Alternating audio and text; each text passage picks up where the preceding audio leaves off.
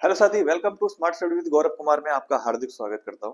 जैसा कि आपको पता है कि आज हम लोग डिस्कस करने वाले बच्चे पॉलिटी के बारे में, यानी कि आप लोगों ने कई बार ये वर्ड कई बार सुना होगा। हम लोग बचपन से जब स्कूल में पढ़ते आ रहे थे तो हम लोगों को बोलते थे कि पॉलिटी का टेस्ट होगा आज। यानी कि पॉलिटी के अंदर क्या है, ये पॉलिटी शब्द होता क्या है। इसे बच्चे हिंदी में बोलते हैं राज व्यवस्था। क्या बोलते हैं? राज व्यवस्था के बारे में जानते हैं। ये राज व्यवस्था किन दो वर्ड से मिलकर बना है, तो बताना बच्चे। ये दो वर्ड से मिलकर बना है। कौन से दो वर्ड्स होंगे, तो क्या बताएंगे बच्चे? एक होता है राज्य और एक का नाम होता है व्यवस्था। क्या बोलेंगे? व्यवस्था। अगर आपसे कोई पूछे राज्य क्या होता है, व्हाट इज राज्य, यानी राज्य हम लोग कभी कभी इसको आप स्टेट के हिसाब से मत सोचिए। स्टेट के हिसाब से नहीं, इसे हम कंट्री का मान लेंगे, कंट्री के हिसाब से सोचेंगे। यानी कि अगर मैं किसी भी कंट्री को कंट्री तो कब कहूंगा, यानी किसी भी देश को देश कब कहूंगा, जब वहां पर बहुत सारे क्या होंगे बच्चे? राज्य होंगे। जब वहां पे बहुत सारे राज्य होंगे। और राज्य क्या होंगे? अब बात यहां से आती है निकल कर कि राज्य क्या होते हैं। तब राज्य याद रखना, राज्य चार चीजों पे डिपेंड करता है। किसी भी राज्य को राज्य तब कहा जाता है जब वो चार चीजें मिल जाए उसमें। जैसे कि अगर मैं भारत की बात करता हूँ, हमारे भारत में टोटल 28 राज्य हैं, सभी को पता है अच्छे से। 28 राज्य में बच्चे एक तो यूपी आता है, जो सबसे बड़ा एक तरीके से पॉपुलेशन वाइज स्टेट है। एरिया वाइज सबसे बड़ा राजस्थान है, ठीक है जी। ऐसे करके भारत में करीबन 28 राज्य हैं। इन सबको राज्य क्यों बोला गया? कहते हैं ना, कौन से राज्य से बिलोंग करते हो? सर राजस्थान से हूँ। सर यूपी से हूँ। सर बिहार से हूँ। सर हरियाणा से हूँ। सर पंजाब से हूँ। सर जम्मू कश्मीर से हूँ। सर आपका कह सकते हो अपना छत्तीसगढ़ से हूँ। मतलब ऐसे करके हमने कई राज्य बोल रखे हैं। पर ये राज्य है कैसे? तो राज्य की डेफिनेशन होती है कि हर एक स्टेट का एक फिक्स्ड एरिया होता है। जैसे राजस्थान का एक फिक्स्ड एरिया है। राजस्थान आज ऐसा है तो ऐसा नहीं है कि कल गुजरात तक पहुंच जाएगा। इसका क्या होता है? एक फिक्स्ड एरिया। तो हर एक स्टेट की एक पर्टिकुलर डेफिनेशन होती है कि उसका एक फिक्स्ड क्या होना चाहिए? एरिया होना चाहिए। किसी भी स्टेट को तब स्टेट कहा जाएगा जब उसका क्या हो? एक फिक्स्ड एरिया। अब एरिया होना तो जरूरी नहीं है, ऐसे तो एरिया तो फिक्स है। डेजर्ट का भी है। डेजर्ट बोले तो अपना थार डेजर्ट का भी है, पानी का भी एरिया फिक्स होता है। इसके अलावा कभी कभी देखोगे तो आपको रेगिस्तान अलावा आप तो बर्फीला इलाका भी इसका फिक्स होता है। तो इसका मतलब वो क्या एरिया, वो क्या राज्य बन जाएगा? नहीं। राज्य बनने के लिए वहां पर सबसे इंपॉर्टेंट होती है फिक्स्ड एरिया में रहने वाली पॉपुलेशन। वहां पे पॉपुलेशन भी होनी चाहिए। ऐसा थोड़ी ना कि बस जमीन देखी उसी को राज्य घोषित कर दिया। ऐसे तो प्लॉट खरीद लेते हो, राज्य ना बन जाए फिर। तो इसका मतलब क्या है? फिक्स्ड एरिया के साथ साथ क्या होनी चाहिए? पॉपुलेशन, जनसंख्या। अच्छा, जनसंख्या ऐसी भी होनी चाहिए कि भाई जनसंख्या को कंट्रोल करने वाली सरकार भी होनी चाहिए। ऐसा ना कि पॉपुलेशन इकट्ठा हो गई, अब धड़ाधड़ एक तरीके से बस प्लॉट ही प्लॉट खरीदे जा रहे हैं और खींचे जा रहे हैं। अब एक बात बताओ, सिंपल सी भाषा है। एक बात बताओ, आपके आपके पास दो घर है, आपने दो घर देखे। एक घर में मान के चलो चार भाई बहन रहते हैं। ये दो भाई हैं और इनकी दो बहनें हैं। और एक घर ऐसा है जिसमें क्या है? दो बच्चे हैं। दो बच्चे और उनके मम्मी पापा हैं। अब मुझे बताओ, ज्यादा डिसिप्लिन ऑनर में कौन सा घर मिलेगा आपको? ये वाला घर मिलेगा, ये वाला घर मिलेगा? आप बोलोगे सर ये वाला घर, क्योंकि मम्मी पापा ना, अगर बच्चे कहीं गलती करते हैं तो उन्हें कंट्रोल करने के लिए पॉलिसीज बना देंगे, रूल एंड रेगुलेशन। बेटे स्कूल से आने के बाद सीधा घर आओगे, और घर आने के बाद 1 घंटा खाना खाने के बाद, खेलने के बाद आपको सीधा पढ़ने में लग जाना है। पॉलिसी बना रखी है, रूल बता रखे हैं। कहता है रात के 10 बजे से पहले पहले आपको घर में आना पड़ेगा, नहीं तो 8 बजे से पहले पहले घर में आ जाओ। ये रूल है हमारे घर का। इनमें कोई रूल है? नहीं। ये सब अपनी मर्जी चला रहे हैं। जो सब अपनी मर्जी चलाते हैं, उस घर का कोई डिसिप्लिन ऑर्डर होता है? नहीं। उस घर में ज्यादातर लड़ाइयां होती है? हाँ। उस घर के अंदर प्रॉब्लम होगी? हाँ। हर एक चीज देखने को मिलेंगी। इसका मतलब हर घर के अंदर एक कंट्रोल्ड मैनर होने वाला एक क्या होना चाहिए? मुखिया होना चाहिए। वैसे ही पूरे देश की पॉपुलेशन को कंट्रोल करने वाली एक मुखिया होनी चाहिए, जिसे हम बच्चे बोलते हैं सेंट्रल गवर्नमेंट। हमारी सरकार होनी चाहिए। अगर हमारी सरकार नहीं होगी तो पॉपुलेशन एक दूसरे को हिंदू मुस्लिम के नाम पे काटती चली जाएगी, एक दूसरे को मारती चली जाएगी, एक दूसरे को एक तरीके से छीना झपटी, लड़ाई झगड़े, एक तरीके से रेप रूप हैरेसमेंट सब कुछ होने लग जाएगा। इसीलिए कंट्रोल करने की सरकार ऐसी। सरकार ऐसी भी नहीं होनी चाहिए कि भैया ऐसे टाइम पर मान के चलो मदद की जरूरत पड़ रही है, सरकार को कंट्रोल करना आना चाहिए पॉपुलेशन को, तो सरकार दूसरे देशों से मदद मांग रही है। जैसे चाइना की गवर्नमेंट को कह रही है भैया बताओ हमारे देश में दंगे हो रहे, क्या करें? नहीं, ऐसी सरकार की जरूरत नहीं है हमें। हमें सरकार चाहिए जो खुद के डिसीजन ले सके, यानी सोवर्जिनिटी हो सके। सोवर्जिनिटी का मतलब होता है ऐसी सरकार जिसके खुद के क्या हो? डिसीजन माने रखते हो। ये चार कैटेगरी अगर कोई भी एरिया फिल करता है तो हम उसे स्टेट कहते हैं। तो स्टेट की डेफिनेशन पता लगी। स्टेट होने के लिए क्या चाहिए? Fixed area, fixed sorry fixed area, population, साथ साथ उसको कंट्रोल करने के लिए सरकार, और सरकार कैसी होनी चाहिए, संवर्जन होनी चाहिए। संवर्जन का मतलब क्या होता है जानते हो ना सभी? संवर्जन का मतलब होता है बच्चे, संप्रभु बोलते हैं इसको, संप्रभु के नाम से इसको जानते हैं, संप्रभु कहा जाता है।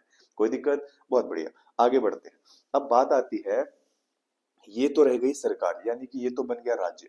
अब राज्य में शासन कौन करता है? तो शासन को बोलते हैं बच्चे व्यवस्था। व्यवस्था को हम लोग हिंदी में बोलते हैं शासन, और इसी को हम इंग्लिश में बोलते हैं रूलिंग, या इसी को हम बोलते हैं रूल करना। अब मुझे ये बताओ कि ऐसा तो है नहीं कि शासन आज का है, शासन तो सर अंग्रेजों से चला रहा है, अंग्रेजों से चला रहा है। अगर मैं आज की बात करता हूँ, आज चल रहा है 2026, आज क्या चल रहा है बच्चे? 2026 चल रहा है। 2026 से ठीक पीछे चले जाओ, 50 या 76 साल पीछे चले जाओ, तो लगभग लगभग आप लोग आ जाओगे 1950 के आसपास, है ना? मैं 50 की भी बात नहीं करता हूँ। सोचो, हम लोग बात करते हैं 1947 से पहले की। पीछे चले जाओ 1947 तक। अभी तक तो 1947 से 2026 तक तो हमारी सेंट्रल गवर्नमेंट है जो हमारे देश के ऊपर काम कर रही है। 1947 से पीछे चले जाओ, कब तक सर? लगभग लगभग अप्रोक्सीमेटली मान के चलो 1757 तक। यहाँ से यहाँ तक हमारे देश पर रूल कर रहे हैं अंग्रेज। अंग्रेज बोले तो सर, अंग्रेज बोले तो ब्रिटिशर्स। इन लोगों ने धूम मचा रखी है भारत के अंदर, ये रूल कर रहे हैं, कब्जा बना के बैठे हैं। 1757 से पीछे आ जाओ, कितने पर सर? आ जाओ 1526 के आसपास। इन टाइम पीरियड में हमारे देश पर कब्जा करके बैठे थे मुगल, जैसे बाबर, हुमायूं, अकबर, जहांगीर, शाहजहां, औरंगजेब, इनने उधम मचा रखा था।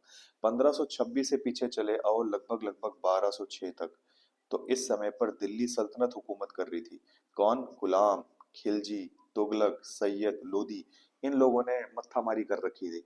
इससे भी पीछे चले जाओगे तो इससे पहले आपको, अगर आपको देखने को मिलेगा, कौन? मोहम्मद महमूद गजनवी। ठीक है जी, मतलब आप देख रहे हो, कोई भी ऐसा बंदा नहीं है जिसने हमारे भारत पे शासन ना किया हो, सब शासन कर रहे हैं, ये सब शासन। लेकिन फाइनली जाकर हम लोग आजादी के बाद हमारे देश की सरकार शासन कर रही है। कौन कर रही है बच्चे? सेंट्रल गवर्नमेंट शासन कर रही है। यही है एक शासन का पूरा तरीका। शासन एक ही तरीके से कह सकते हो, ऐसा ऐसी सरकार जो पूरी तरीके से, या ऐसी कंडीशंस जहां पर पूरी तरीके से वहां की पॉपुलेशन नियमित रूप में कंट्रोल हो, उसे हम कहते हैं शासन करना। अब यहाँ पर शासन ऐसा नहीं है कि हमें डराया धमकाने से शासन किया जा रहा है। यहाँ पर शासन है कि ये लोग अपनी मर्जी से शासन नहीं कर सकते, हम जब चाहेंगे, जिसको चाहेंगे वो शासन करेगा। तो यहाँ पर हमारे पास आ गई डेमोक्रेसी, रूलिंग आ गई बच्चे। हम यहाँ पर डेमोक्रेसी वाले शब्द का इस्तेमाल करते हैं, क्यों? क्योंकि 2026 तक, यानी कि लगभग लगभग 1950 से लेकर 2026 तक हमारी अभी क्या है, हमारे हाथ में डेमोक्रेसी है। पहले हम लोग राजा जो बोलता था ना, वो रूल को मानते थे, उसे मोनार्की कहते थे। यानी कि 1950 से पहले, यानी कि जब मुगल्स और बाबर वगैरह, हुमायूं होते थे, यानी कि 1707 तक, 1707 तक, 1526 से 1707 तक, उस समय हम लोग पूरी तरीके से मोनार्की सिस्टम में उलझे थे। मोनार्की में जो राजा बोलेगा वो मानना पड़ेगा। राजा ने ये बोल दिया कि तुम्हें 10 बजे के बाद कोई बाहर नहीं दिखाई देना चाहिए वरना गर्दन काट दी जाएगी, तो ये मानना पड़ेगा। वो वहां का रूल बन गया है।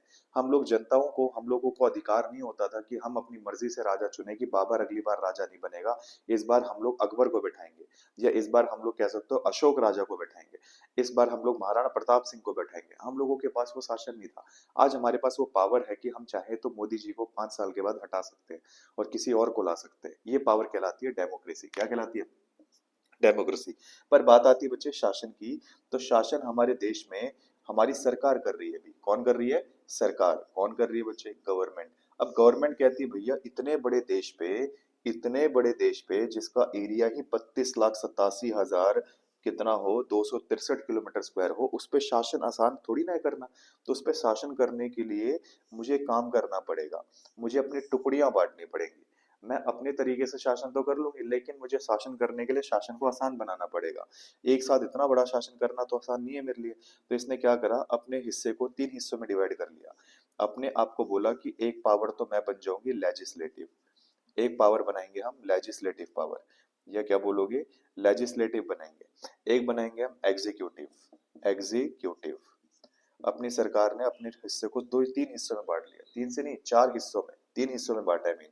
एक तो लेजिस्लेटिव पावर, एक एग्जीक्यूटिव पावर, एक बनी आपकी जो न्याय करने का काम करेगी, उसका नाम रखा जुडिशरी। क्या बोलेंगे? जुडिशरी। न्यायिक शक्तियां बन गई, न्यायिक शक्तियां। अब बात यहाँ पर आती है कि लेजिस्लेटिव किसे बोलते हैं बच्चे। L for legislative, L for law making. L for law making. Law making क्या होता है? ऐसी संस्था जो कानून बनाती हो। अब कानून बन तो जाएगा, पर कानून को ये भी तो देखना पड़ेगा ना, कानून सही तरीके से बना है नहीं बना है, क्या इसमें कोई दिक्कत तो नहीं है, कोई गलतियां तो नहीं है। तो इसको चेक कौन करता है? इसको एग्जीक्यूटिव साहब चेक करते हैं। एग्जीक्यूटिव के हेड कौन होते हैं? हमारे राष्ट्रपति साहब। हमेशा दिमाग में रखना, एग्जीक्यूटिव हमेशा किसके कंट्रोल में होती है? राष्ट्रपति के सामने। इसीलिए जो भी कानून आपकी लोकसभा राज्यसभा बनाएगी, उसे चेक कहाँ करवाया जाता है? राष्ट्रपति से करवाया जाता है। लेजिस्लेटिव मतलब होता है बच्चे लोकसभा और राज्यसभा, यही तो है दो स्टेट के लिए, सॉरी, सेंट्रल गवर्नमेंट के लिए कानून बनाती है। और इन दोनों ने कानून तो बना लिया, लेकिन इसको चेक करने के लिए कार्यपालिका को शक्ति दे दी गई। और कार्यपालिका के हेड हमेशा कौन रहेंगे? राष्ट्रपति। अब मामला आता है कि मान के चलो किसी का रेप हो गया, किसी के साथ हैरेसमेंट हो गई, किसी ने स्कूल के अंदर किसी की हत्या कर दी, मार दिया, काट दिया, ऐसी कंडीशन पैदा होती है। तो इसके लिए थोड़ी ना कानून बनाया है, इसके लिए कानून नहीं बनाया। कानून तो बनाया है लॉ एंड ऑर्डर्स को मेंटेन करने के लिए। ठीक है जी। किसी के साथ अन्याय हो रहा है तो अन्याय के लिए काम नहीं करती लेजिस्लेटिव। या किसी के साथ मान के चलो किसी को मारा पीटा जा रहा है, उसके साथ कोई इस तरीके से अन्याय हो रहा है, तो उसके लिए लेजिस्लेटिव काम नहीं करेगी। लेजिस्लेटिव का काम है भारत को कंट्रोल करने के लिए ऐसे कानून बनाना जिससे कह सकते हो क्राइम कम किया जा सके, या लोगों को एक कह सकते हो सिस्टमैटिक ऑनर में हमारे देश को चलाने का मौका मिले। वो कानून बनाने का काम ये करती है। ठीक है जी। आपके पढ़ाई से संबंधित कानून बना देगी, आपके कह सकते हो कि इसके अलावा किसी स्टेट के अंदर मान के चलो कोई अच्छा अचीवमेंट करता है तो उसके लिए कानून बना देगी। या मान के चलो कोई वहां पर गरीब वर्ग के लोग ज्यादा है तो उनको कुछ सुविधाएं देने के लिए स्कीम निकाल देगी। इसका मतलब ऐसे कानून बनाती है। अगर आपको देखो किसी के साथ रेप होता है, किसी के साथ ऐसी कंडीशन पैदा होती है, किसी के साथ क्राइम हो जाता है, किसी का पर्स चोरी होता है, किसी का स्नैचिंग हो जाती है, किसी को मारपीट दिया जाता है, किसी की हत्या कर देते हैं, तो उसके लिए लेजिस्लेटिव के पास नहीं जाना पड़ेगा। तो उसने बोला एक काम करते हैं, उसके लिए हम जुडिशरी बना देते हैं। और जुडिशरी में आएगी आपकी supreme court, high court, district court, ये सब आएंगी। ठीक है जी। ये आपका इन सारी सुविधाओं के लिए बनाई गई है। तो हमारी सरकार ने अपने तीन टुकड़ियां बना ली, एक बनी लेजिस्लेटिव, एग्जीक्यूटिव, एक बनी जुडिशरी। ठीक है जी। अब अगर मैं बात करता हूं जो लेजिस्लेटिव होता है बच्चे, जो कौन होता है? लेजिस्लेटिव होता है, ध्यान से समझेंगे। जो लेजिस्लेटिव होता है, ठीक है जी, ये भी दो हिस्सों में आगे जाके बटेगा। अब लेजिस्लेटिव का काम क्या होता है? लॉ मेकिंग करना। लॉ मेकिंग, लॉ मेकिंग का मतलब क्या होता है? कानून बनाना। अब कानून तो दो जगह बनेंगे, एक तो पूरे देश के लिए बनेंगे। जो पूरे देश के लिए कानून बनाएगी वो होगी सेंट्रल गवर्नमेंट। और जो होंगे स्टेट के लिए, यानी किसी पर्टिकुलर स्टेट के लिए कानून बनाना है तो वो काम करेगी स्टेट गवर्नमेंट। अब सेंट्रल गवर्नमेंट के लिए भी कानून कौन बनाएगा? तो सर वो बनाती है पार्लियामेंट। कौन बनाती है बच्चे? पार्लियामेंट बनाती है। पार्लियामेंट वही है जिसे हम एक सिंपल भाषा में बुलाते हैं संसद। क्या बुलाते हैं बच्चे? संसद। संसद की शक्ल देखोगे तो संसद कुछ ऐसे घर के आकार का दिखाई देगा। और इस घर के अंदर रहने वाले दो मेंबर, एक का नाम बच्चे लोकसभा, एक का नाम बच्चे राज्यसभा। और ऊपर बैठते हैं कौन? राष्ट्रपति साहब। इन्हीं तीनों को मिला के बनती है भारत की संसद। इन्हीं तीनों को मिला के बनेगी भारत की संसद, बोलोगे? इन्हीं तीनों को मिला के भारत की क्या बनेगी? संसद बनने के लिए तैयार खड़ी रहती है। अच्छा, अगर आपसे पूछता है ऐसी स्टेट गवर्नमेंट में कौन कानून बनाएगा, तो वहां बनाती है बच्चे स्टेट लेजिस्लेचर। स्टेट लेजिस्लेचर बनाती है। State legislature. ये किन चीजों से मिलकर बनती है? ये भी तीन चीजों से मिलकर बनती है। अगर आपसे कोई पूछे सर जिस तरीके से लोकसभा है ना, उस तरीके से यहाँ होती है विधानसभा। जिस तरीके से यहाँ राज्यसभा है ना, उस तरीके से यहाँ होती है विधान परिषद। जिस तरीके से यहाँ राष्ट्रपति होते हैं ना, उस तरीके से स्टेट के हेड होते हैं गवर्नर साहब। तो जो पावर गवर्नर के पास है ना स्टेट में, वो पावर पूरे देश के राष्ट्रपति के पास है। जो पावर लोकसभा के पास है ना, वही स्टेट के अंदर विधानसभा के पास है। जो पावर आपकी राज्यसभा के पास है ना, वही पावर विधान परिषद के पास है। इन तीनों को मिला के बनती है स्टेट लेजिस्लेचर, जो स्टेट में कानून बनाती है। इन तीनों को मिला के बनती है पार्लियामेंट, जो आपके पूरे देश के लिए कानून बनाती है, जिसको हम क्या बोलते हैं? संसद। संसद के बारे में एक फैक्ट नोट करना, हमारी जो संसद है बच्चे, ये साल में 3 बार बैठी थी। ये साल में कितनी बार बैठती है? 3 बार बैठती है। और 3 बार बैठने के सेशंस को हम अलग अलग नाम देते हैं। जितनी बार ये बैठती है उतनी बार कोई ना कोई कानून बनाती है। जैसे एक सेशन को बोलते हैं बच्चे बजट सेशन। ये हमारी संसद का सबसे बड़ा सेशन होता है, इसे हम बजट सेशन कहते हैं। ये शुरू बच्चे होता है फरवरी के महीने से और अप्रैल से लेकर ये मई तक ये चलता है। इसे सबसे बड़ा सेशन भी कहा जाता है। इसे सबसे बड़ा सेशन कहते हैं। अच्छा, इसके अलावा एक सेशन और होता है जिसे हम विंटर सेशन, सॉरी, इसके अलावा एक सेशन होता है जिसे हम कहते हैं मॉनसून सेशन। मॉनसून सेशन कहते हैं। ये बच्चे शुरू होता है जुलाई से लेकर आपका सितंबर तक चलता है। इसके अलावा एक सेशन होता है जिसे हम कहते हैं विंटर सेशन। विंटर सेशन कहते हैं। ये बच्चे दिसंबर से लेकर जनवरी तक चलता है। ये 3 सेशन होते हैं और 3 बार हमारी संसद बैठती है कानून बनाने के लिए। तो कोई पूछे आपसे कि कितनी बार हमारी संसद कानून बनाने के लिए बैठती है, तो बोलना बच्चे वो 3 बार बैठती है। बजट सेशन, विंटर सेशन और मॉनसून सेशन। इन तीनों में भी खासियत है कि अगर कभी बीच में, बगैर मान के चलो जिस दिन बजट सेशन खत्म हुआ अप्रैल में, और मान के चलो जुलाई में शुरू होना था मॉनसून सेशन, बीच में आ गया कौन सा महीना, मई और जून का महीना, इसमें कोई आतंकी हमला हो जाता है भारत पे, कोई अटैक हो जाता है भारत पे, कोई इमरजेंसी सिचुएशन आ जाती है, तो उस समय चाहे तो आपके राष्ट्रपति या हमारे राष्ट्रपति साहब क्या कर सकते हैं सर, उस समय चाहे तो ये आपका क्या कर सकते हैं, ऑर्डिनेंस बिल पास कर सकते हैं। ऑर्डिनेंस क्या होता है बच्चे? ऑर्डिनेंस बिल होता है ऐसा बिल जो आपका आर्टिकल नंबर अगर आप देखोगे, तो ये जो ऑर्डिनेंस बिल होता है ना, ये ऑर्डिनेंस बिल इसीलिए पेश किया जाता है कि इन केसेस में अगर कोई इमरजेंसी आती है, तो उस कंडीशन में भारत या राष्ट्रपति चाहे तो अध्यादेश जारी कर सकता है। उस समय अध्यादेश अगर इसने जारी कर दिया ना, अध्यादेश जारी कर दिया, तो समझ लेना ये कानून वैलिड रहेगा 6 महीने तक। और ये कानून इमरजेंसी के लिए बनाया गया है। इसमें जरूरी नहीं है कि ये सेशन हुआ हो तभी बनाया जाए। ये सेशन यानी कि ये कभी कभी ऐसी स्थिति में बनाना पड़ सकता है जब भारत में बहुत तगड़ी इमरजेंसी क्रिएट हो जाए। उस समय कानून बनाने के लिए तो कोई लोकसभा राज्यसभा मेंबर नहीं होता, मई जून के महीने में तो कोई भी नहीं है क्योंकि बैठक ही नहीं है उस समय। तो उस समय क्या करेगा, राष्ट्रपति को जो सही लगेगा उस तरीके का कानून बना के फिट कर देगा। उसके बाद बोलेगा कि भैया ये कानून कम से कम 6 महीने तो वैलिडेट रहेगा। उसके बाद अगर आपको जरूरत लगती है तो हम लोग इस पर विचार विमर्श करेंगे, और जब बैठक होगी तो लोकसभा राज्यसभा अगर इनको लगता है कि कानून बढ़ना चाहिए तो बढ़ाएंगे, नहीं तो 6 महीने के बाद इसे रद्द कर दिया जाएगा। इसीलिए ऑर्डिनेंस बिल पास करते हैं। ठीक है जी, कोई दिक्कत? बहुत बढ़िया, ये दिमाग में रखना है। और ये इन तीनों को मिलाकर हमारे भारत की बनती है, तीनों मिलाकर बनती है भारत की संसद। अब एक और चीज समझो, यहाँ पर मैंने एक नाम लिखा बच्चे, लोकसभा। लोकसभा के बारे में बात करते हैं। बच्चे लोकसभा जो होती है इसे हम लोअर हाउस कहते हैं। क्या बोलते हैं? लोअर हाउस कहते हैं। लोअर हाउस कहते हैं। इसी को हम हाउस ऑफ पीपल भी बोलते हैं। हाउस ऑफ पीपल भी बोलते हैं इसको। हाउस ऑफ पीपल के नाम से भी जानते हैं। इसी को हम बोलते हैं प्राइमरी चैम्बर। प्राइमरी चैम्बर भी बोलते हैं।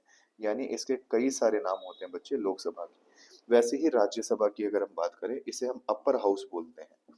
अपर हाउस कहते हैं इसको। इसके अलावा हम लोग इसे बच्चे हाउस ऑफ स्टेट बोलते हैं। House of state. आप लोगों ने एक व्यक्ति का नाम सुना होगा, राघव सिंह चड्ढा, या राघव चड्ढे का नाम सुना होगा। वो जो राघव चड्ढा है वो राज्यसभा का ही मेंबर है। किसका मेंबर है? राज्यसभा का। लेकिन कौन सी पार्टी से है? आम आदमी पार्टी से। अभी रिसेंटली एक तरीके से उसमें न्यूज में देखा गया था कि उनको डेप्यूटी स्पीकर की या डेप्यूटी लीडर की पद से हटा दिया गया है। और हटाने वाले भी आम आदमी के पार्टी के मेंबर ही है। ठीक है, बेवकूफ है इंसान, बोलो छोड़ो। हाउस ऑफ स्टेट की बात करते हैं। अपर हाउस, वो बंदा यार कितनी आवाजें उठाता था, आम नागरिकों की आवाजें उठाता था। कुछ गलत कर रहा था वो? नहीं, समाज के लिए अपग्रेड करने की बात कर रहा था। नीचे दलित लोग या बहुत सारे जो नीचे लोग हैं बेचारे, जो एक तरीके से कोई भी चीज को अफोर्ड नहीं कर पा रहे हैं, उनकी जरूरतों के लिए मांग उठा रहा है। और बहुत सारे लोगों को यही बात चुभ जाती है। पता नहीं कैसे ऐसे लोग हैं जिनको ये भी समझ में नहीं आ रहा कि अपर क्लास को अगर ऊपर उठा भी रहा है, उनकी जरूरतों को मांग पूरे कर रहा है, तो वो इंसान ठीक है यार।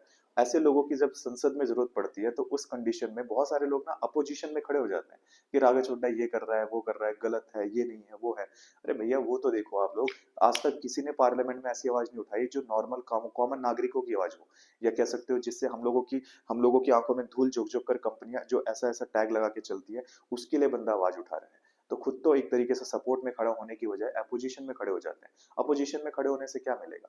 कुछ नहीं मिलेगा बच्चे। सबसे बड़ी चीज है, उस बंदे ने अकेले पार्लियामेंट में सभी चीजों को लेकर जब आवाज उठानी शुरू की, तो बहुत सारे लोगों का मुंह भी बनने लग गया था। क्यों? क्योंकि वो सच्चाई के लिए लड़ रहा है। सच्चाई के लिए लड़ने का यही इंतजाम होता है, यही अंजाम तो देखा गया है हर बार। जो सच्चाई के लिए लड़ता है ना, वो पक्का एक ना एक दिन, पक्की बात है, वो किसी ना किसी जगह पे आके दब जाता है। एक बात हमेशा याद रखना, जो भी अगर पेड़ सीधा होगा ना और जिसकी डालियां बिल्कुल सीधी होंगी, उसी को सबसे पहले काटा जाएगा। जो टेढ़ी मेढ़ी होती है ना बच्चे, उसको कभी नहीं काटेंगे। क्यों? क्योंकि उसको काटने में तकलीफ आएगी ना इनको। इसीलिए याद रखना, जिस भी पेड़ की डालियां ज्यादातर सीधी रहती है, वो सबसे पहले काटी जाती है। ठीक है जी। और यही बात राघव चड्ढा जी के साथ हुई। ठीक है, आगे बढ़ते हैं। राज्यसभा की अगर हम बात करते हैं तो ये हाउस ऑफ स्टेट भी बोलते हैं और इसी को अपर हाउस बोलते हैं। जैसे बच्चे ये प्राइमरी चैम्बर है ना, इसे हम सेकेंडरी चैम्बर का खिताब देते हैं। व्हाट इज सेकेंडरी चैम्बर कहा जाता है इसको, सेकेंडरी चैम्बर क्या बोलते हैं इसको, सेकेंडरी चैम्बर के नाम से इसको जानते हैं। कोई दिक्कत? इसको हम लोग क्या बोलते हैं, इसी को हम बोलते हैं बच्चे सेकेंडरी चैम्बर बोलते हैं। क्या बोलोगे? सेकेंडरी चैम्बर के नाम से इसको जानते हैं। तो ये आपको पता लग गया होगा। अच्छा, अब इसके आर्टिकल को याद रखने का ट्रिक याद रखो। इसे सरला बोलते हैं, सरला। सरला का मतलब सा फॉर संसद, सा फॉर संसद, रा फॉर राज्यसभा और ला फॉर लोकसभा। संसद के लिए आर्टिकल 79, राज्यसभा के 80 और लोकसभा के लिए article 81। Same as it is अगर हम स्टेट गवर्नमेंट की, स्टेट लेजिस्लेचर की बात करें तो स्टेट लेजिस्लेचर में बच्चे तीन हिस्से बताए। एक गवर्नर साहब होते हैं, एक विधान परिषद होती है और एक आपकी विधानसभा होती है। कौन होती है? विधानसभा, यहाँ लिखा था मैंने, ये रही आपकी विधानसभा। विधानसभा को ही बोलते हो लेजिस्लेटिव असेंबली। क्या बोलते हो? लेजिस्लेटिव असेंबली बोलते हो। और इसी के मेंबर को बोलते हैं member of legislative assembly, MLA बोलते हैं। नहीं, चाचा विधायक है हमारे। अगली बार से टोल मत मांग लेना, चाचा विधायक है, वरना बस अगले दिन गायब हो जाओगे आप। ये धमकियां चलती है। एमएलए, एमएलए बोलते हैं ना, मेंबर ऑफ लेजिस्लेटिव, चाचा विधायक है हमारे। सेम वही चीज विधान परिषद को हम शॉर्ट में बोलते हैं लेजिस्लेटिव काउंसिल। और इसके मेंबर जो होते हैं इन्हें हम कहते हैं member of legislative council, MLC. इन्हें बोलते हैं एमएलसी, उन्हें बोलते हैं एमएलए। अब बात आती है कि जो लेजिस्लेटिव काउंसिल है भारत के सभी स्टेट में नहीं है बच्चे। ये लेजिस्लेटिव काउंसिल भारत के सभी स्टेट के अंदर देखी नहीं जाती है। लेजिस्लेटिव काउंसिल जो है ये भारत के सभी राज्यों में नहीं है। तो है कहाँ पर सर? ये सिर्फ 6 राज्यों में है। कितने? 6 राज्यों में। 6 राज्य कैसे याद रखोगे? तो याद रखना, एक ट्रिक याद रखेंगे, यूज आम बिकते हैं। यूज आम बिकते हैं, ये एक ट्रिक याद रखना जिससे आपको लेजिस्लेटिव काउंसिल कहाँ कहाँ पे पाई जाती है पता लग जाएगा। यू फॉर होता है बच्चे उत्तर प्रदेश, जा फॉर होता है जम्मू कश्मीर, आ फॉर होता है आंध्र प्रदेश, मा फॉर होता है महाराष्ट्र, बी फॉर होता है बिहार, बी फॉर होता है बिहार, का फॉर होता है कर्नाटका, का फॉर होता है कर्नाटका, ता फॉर होता है तेलंगाना, तेलंगाना। ये कितने स्टेट हो गए? 1 2 3 4 5 6 7, ये तो 7 हो गए। तो याद रखना जम्मू कश्मीर में नहीं है। क्यों? क्योंकि जब जम्मू कश्मीर 2019 में यहाँ पर आर्टिकल 370 हटा तो 2019 के अंदर इसे आपका यूनियन टेरिटरी बना दिया गया। अब यूनियन टेरिटरी में थोड़ी ना होती है विधान परिषद, वो तो स्टेट में होती है। ये तो यूटी बन चुका है। तो इसीलिए याद रखना 6 स्टेट ये याद रखेंगे। किसमें सर? ये वाले स्टार्ट याद रखने हैं। ठीक है जी। आपको लेजिस्लेटिव काउंसिल पता लग गया, विधानसभा के बारे में बता दी। अच्छा, ऐसे कितने स्टेट हैं जहां पर बाइकैम्बरल है? बच्चे बाइकैम्बरल क्या होता है? बाइकैम्बरल का मतलब होता है जहां पर आपकी विधानसभा भी हो, विधान परिषद भी हो। बाई का मतलब होता है दोनों सदन जहां पर हो, उसे विधानसभा और विधान परिषद कहते हैं। और जहां पर एक ही सभा हो, यानी जहां पर एक ही पावर हो, यूनिकैम्बरल कहते हैं। यूनिकैम्बरल में कौन आता है? यूनिकैम्बरल में सिर्फ विधानसभा आती है। विधानसभा बच्चे 22 राज्यों में है और 6 राज्य ऐसे हैं जहां पर विधानसभा और विधान परिषद दोनों हैं। और वो 6 राज्य बच्चे यहाँ लिखे हैं मैंने। ठीक है, तो आज की क्लास के अंदर हम लोगों ने पॉलिटी का पहला पार्ट क्लियर कर लिया और पॉलिटी के अंदर जो जो चीजें बनती थी वो सारी आपके साथ डिस्कस करी। नेक्स्ट क्लास के अंदर मैं आपको समझाऊंगा कि हमारे राष्ट्रपति के आर्टिकल्स क्या होते हैं और साथ साथ ये भी समझाऊंगा कि बहुत सारे देशों में अलग अलग तरीके की सरकार चलती है। वो सरकार बाकी देशों में किस तरीके से काम करती है उसके बारे में डिस्कस करेंगे। ठीक है जी, याद रखोगे। मिलते हैं नेक्स्ट वीडियो के अंदर, तब तक के लिए अपना ख्याल रखें और चैनल को बच्चे प्लीज सब्सक्राइब कर दिए। आपके लिए इतनी मेहनत करते हैं, आप थोड़ा सा लाइक और सब्सक्राइब कर दोगे तो कोई बुराई नहीं है। मिलते हैं नेक्स्ट वीडियो के अंदर एक नई शायरी के साथ। तब तक के लिए धन्यवाद।